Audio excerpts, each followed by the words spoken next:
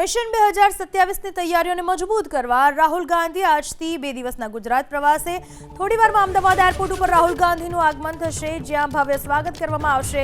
ત્યારબાદ 10 વાગ્યાથી સાંજે 7 વાગ્યા સુધી પ્રદેશ કાર્યાલય ઉપર બેઠકોનો દોર ચાલશે। રાહુલ ગાંધી 5 મીટિંગો યોજશે। રાજીવ ગાંધી ભવનમાં સવારે 10 વાગ્યે રાહુલ ગાંધી પૂર્વ પ્રદેશ પ્રમુખો, પૂર્વ વિપક્ષના નેતાઓ અને વરિષ્ઠ નેતાઓ સાથે મુલાકાત કરશે।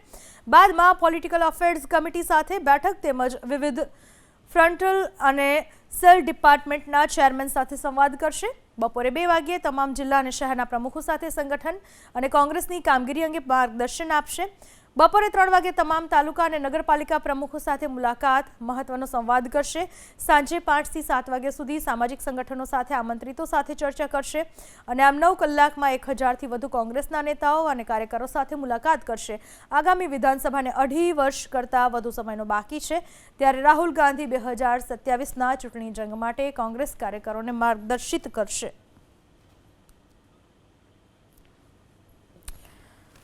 રાહુલ ગાંધી આજથી 2 દિવસ ગુજરાતના પ્રવાસે, ત્યારે 10:30 વાગ્યે પોલિટિકલ અફેર્સ કમિટીના સભ્યો સાથે રાહુલ ગાંધીની બેઠક 10 વાગ્યાથી લઈને સાંજે 7 વાગ્યા સુધી બેઠકોનો દોર ચાલુ રહેશે।